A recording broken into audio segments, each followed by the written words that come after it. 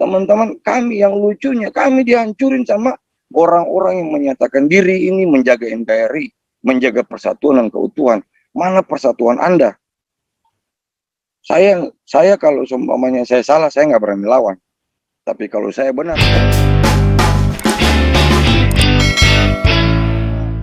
saya sih udah nggak mau masuk di sini sih, Pak JPZ, karena saya juga bingung juga. Kita ini tanpa menjatuhkan siapa dan siapa, kita ini melakukan aksi damai toleransi ini dengan hati. Kita meminta kiri dan kanan untuk membantu kita. Sebenarnya kita nggak meminta sih. Waktu itu kan ada pertanyaan dari Askri, kami sampaikan. Pertanyaan dari Pak JPZ, kami pun sampaikan. Kendala kalian dalam melaksanakan aksi apa? Kami sampaikan apa yang menjadi kendala kami, yang menjadi beban kami. Kalau cuma bakal orasi, terus kami mengeluarkan kata-kata yang keras, itu sih udah menjadi risiko dan bagian kami. Itu bukan menjadi beban. Yang menjadi beban ini, jikalau ada teman-teman datang dan kita tidak bisa kasih makan. Karena kita sebagai penggagas, saya sebagai penggagas, saya punya beban terhadap itu. Dan untuk bisa kita biar bisa menjadi atensi masyarakat di sekitar situ, ya kita harus ada sound yang bisa menghasilkan suara yang besar. Oleh karenanya itulah beban kami, komando, spanduk, bendera, dan konsumsi. Waktu kami sampaikan itu, Pak JPZ meminta bantuan kepada lingkungan atau komunitasnya Pak JPZ, dan kami dibantu waktu itu dengan ngasih kotak sebanyak 300. Kami dibantu dari teman-temannya yang mendengar di channel ini dengan 4,5 juta. Tapi kami dikatakan bahwa Pak JPZ menunggangi aksi kami. Terus ada yang menuduh kami ini bekerja sama dengan JPZ. Saya kadang-kadang saya bingung juga. Ini teman-teman mau berbicara hukum tetapi nggak paham hukum. Saya bilang Pak Pastur, saya bilang kalau memang ini digaris bawahi ya, kalau memang Pak JPZ ini melanggar hukum yang berlaku di Indonesia, ditangkap. Garis bawah itu ya, tangkap. Kalau memang menyalahi hukum yang berlaku, tinggal koordinasi aja kan tangkap. Terus pasalnya ini pasal apa? Kalau memang Pak JPZ ini, Pak Pastur ini dinyatakan untuk kena pasal penistaan agama, ya apa urusannya dengan Pak PZ untuk bantu kami dengan konsumsi lewat ngomong ke temannya? Saya kadang-kadang saya nggak ngerti. Jadi kami ini RIP toleransi, mau nggak mau Pak, kami tunjukin buat masyarakat, buat khususnya orang-orang yang membicarakan ini dan itu, kami tunjukin, kami berdiri di kaki sendiri, kami bikin rekening sendiri. Saya bilang kalau memang MKC pun itu menyalahi apa yang beliau lakukan, itu menyalahi hukum. Ingat ya, menyalahi hukum yang berlaku di Indonesia. Pasalnya pasal apa? Penistaan agama. Monggo. Ya, saya kan udah bilang, tidak satu orang pun tidak boleh kalah dengan hukum, dengan undang-undang yang berlaku di Indonesia. Tetapi kami nggak paham juga, Pak Pastur, bapak-bapak semua, teman-teman, ibu bapak yang menyaksikan channel ini, kami nggak paham juga. Kami dibilangin aksi ini cuma aksi Kristen. Dasar apa ini bisa? Makanya saya bilang, kalian boleh menuduh apa saja, tetapi monggo disertai dengan data. Kalau kalian bilang aksi ini khusus untuk Kristen, datanya mana? Gitu loh. Kalau memang aksi ini ditunggangi sama seorang Paul Zhang, buktinya mana? Semua redaksi bukan redaksi dari Paul Zhang. Bukan. Itu kami yang pikirkan sendiri, kami yang bikin sendiri, kami yang berorasi sendiri. Tidak ada titipan-titipan sana dan sini. Boleh saya berani ngomong di depan umum seperti ini bahwa kami terima dari Pak Paulzang cuma 4,5 juta, nasi kotak 300, dan teh dan kopi. Itu ada gorengan lagi yang dikasih sama Ibu Esther waktu itu. Itu aja, kami tidak ada dapat satu orang 2 juta, satu orang 5 juta, satu tiga ada. Kami tidak ada dapat itu. Yang orasi dapat duit sekian, tidak ada. Kami pulang pun kami bingung, kami isi bensin pakai apa. Teman-teman pun bingung, pulang bagaimana, nanti anaknya di rumah minta jajan bagaimana, beli beras bagaimana. Tapi teman-teman ini tidak pernah berpikir, kami ini berpikir tentang negara, sekalipun kami tidak punya apa-apa, kami ambil risiko untuk menjadi martir. Apapun itu kami maju di depan. Tetapi tolong, kalau Anda tidak bisa membantu kami dengan logistik, Anda tidak bisa membantu kami pun dengan doa, tolong jangan membawa isu yang tidak masuk akal. Gitu loh. Saya kadang-kadang sampai saya udah mau putar laras saja Pak Pastor. Saya udah mau putar kiblat aja, saya pikir udahlah. Kalau memang ini perang lah, tinggal kita cari paspor atau kita pulang aja, pulang kampung aja Pak. Begitu. Mau ada pertanyaan kepada saya, intoleran mana yang kalian perangi? Toleransi mana yang kalian yang mati? Saya pikir ini orang udah hidupnya di mana? Ini buta apa bagaimana? Ada orang berbajukan agama, pemuka agama, terus bisa memaki-maki di khotbah, di dakwah, memaki-maki agama lain. Banyak kok, tinggal buka aja kok. Di YouTube udah ada. Terus ada lagi, tidak boleh sebut nama. Kenapa tidak sebut nama? Kalau memang MKC itu bersalah, hukum yang berlaku di Indonesia, ya hukum. Seorang Paulzang kalau memang salah dengan hukum yang berlaku di Indonesia, ya hukum. Kenapa mesti ditahan-tahan? Kalau sekiranya Anda paham hukum, Paulzang salah, ya hukum, lapor, buka laporan.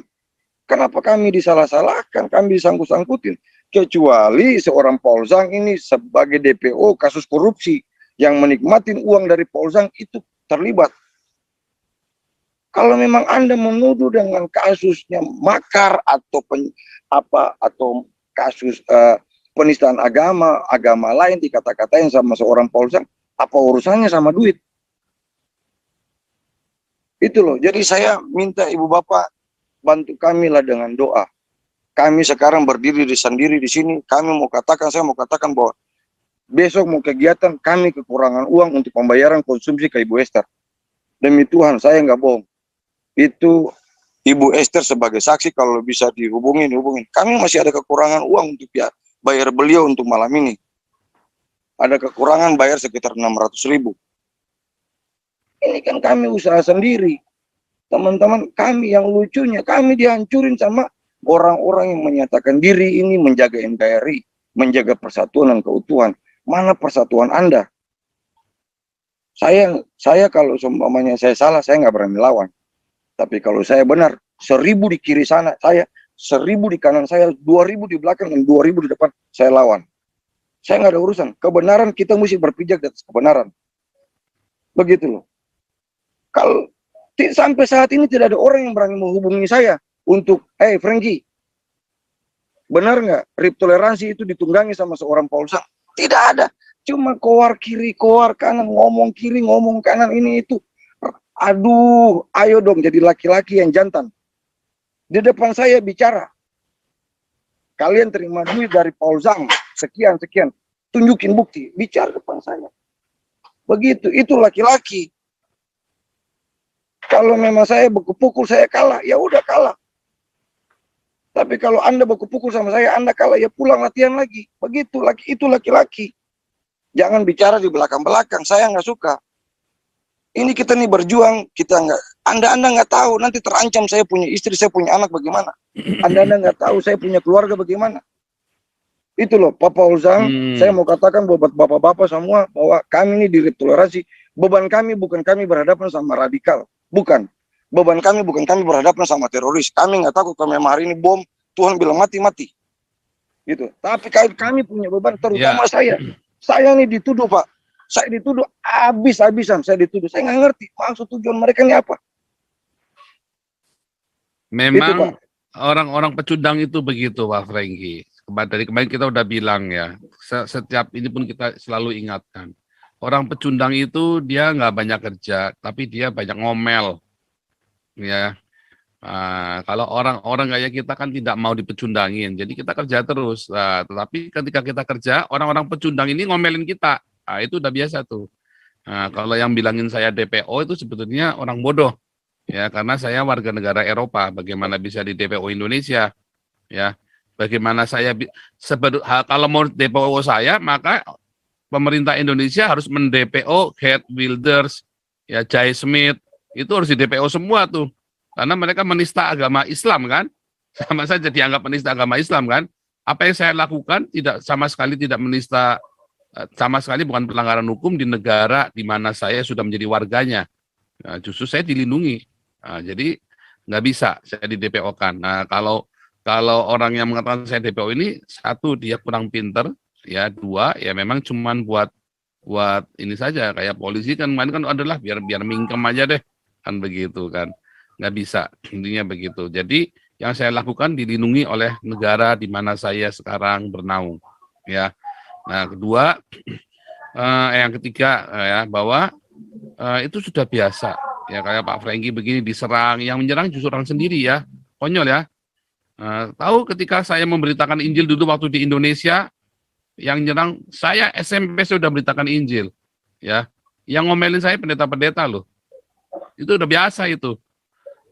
Saya kemudian SMA, saya disidang tiap hari, hampir tiap minggu itu saya dipanggil ya sama pendeta-pendeta ini disidang, kadang-kadang memberitakan Injil, itu udah biasa itu. Nah, waktu kita memberitakan Injil lagi, waktu saya tahun 2015 saya masih memberitakan Injil di Indonesia, saya ditanya, ya, saya kan pinjam gedung gerejanya orang, ya kan, yang mana-mana yang dekat. Terus saya dibilangin sama seorang pendeta di sana, Pak, jangan membaptis di sini lagi, Pak, karena kita takut sama FPI, Pak, sama orang Islam, nanti kita digeruduk, Pak. Loh, bukannya gereja tugasnya baptis orang? Iya, Pak, tapi jangan, Pak, jangan di sini. Ya sudah, saya terima kasih. Justru kebetulan, sehingga saya tidak perlu, dengan ini saya tidak perlu lagi kerja sama organisasi gereja. Saya baptis sendiri di sungai, itu lebih merdeka. Sampai hari ini kita eagle flies alone. Kita senang, kita nggak perlu dibayang-bayangi gereja lagi. Dan tidak ada satu gereja pun di Indonesia yang membayari aktivitas saya, sehingga saya tidak perlu nurut sama mereka. Dan saya bersyukur dengan itu, sehingga saya tidak perlu disetir. Bahkan gereja di Indonesia ada yang menyebut saya sesat. Wah, itu tambah bagus lagi buat saya, sehingga saya tidak perlu sungkan-sungkan sama gereja. Begini Pak PZ, maksudnya jadi begini sudah Pak. Biasa Pak. Begini itu Pak, maksud saya begini Pak PZ. Kalau mereka sebutin Pak PZ ini sesat, itu hak mereka Pak. Tapi mereka datang lalu mereka berhadapan muka dengan Pak PZ, lalu argumen situ Pak, dengan dasar apa? Oh, nggak berani mereka Pak. Justru itu Pak, makanya nggak saya berani, pecundang Pak. Itulah yang saya sekali Pak. Itu biasa itu Pak. Makanya Pak Franky gitu kan saya langsung ketawa kemarin sama, wah udah biasa itu. Iya, saya bilang Pak PZ itu 1.000 perak pun beliau bacain. Ya, kalau memang beliau kasih saya 4.600.000 pasti beliau bacain. Karena saya ngomong cuma 4.500.000. Ya. Saya bilang kalau memang kurang 100.000 yang beliau pasti beliau bacain. Cuma teman-teman ini saya bingung loh, apa? Jadi begini Pak, saya cuma mau bilang begini, kalau Anda beragama, Anda harus melindungi toleransi. Itu pesan saya. Kalau Anda beragama, Anda tidak perlu takut dengan intoleran, dan Anda harus berdiri untuk melindungi toleransi. Apapun resikonya, itulah hidup Pak. Ya, sampai kapanpun, selagi masih ada intoleran, kami akan berdiri untuk menjaga toleransi Pak. Setelah RIP toleransi ketiga besok, rencana kami akan lakukan di RIP toleransi 4 yang sangat heboh di negara ini Pak. Itu kami akan lakukan Pak. Memang kami Iya, butuh biaya, betul. tapi kami akan berdoa Pak sama Fokus, Tuhan. Pak. Kami percaya, Betul. kami percaya Tuhan pasti punya cara untuk menolong kami, untuk melengkapi kami dengan segala kebutuhan kami. Kami percaya itu Pak. Makanya kami tunjukin, supaya jangan Merapat terus dengan Pak Pute, Pak. Merapat terus dengan Pak Pute. Jadi bisa ini, Pak. Apa namanya? Bisa selalu ada koordinasi, Pak. Ini kan Pak Amin Wijaya juga ada masuk dalam timnya Pak Putih juga ini kan. Luar biasa Iya Pak. sekali. Jadi Tapi hebat sekali nih ya timnya Pak Regi ini ya.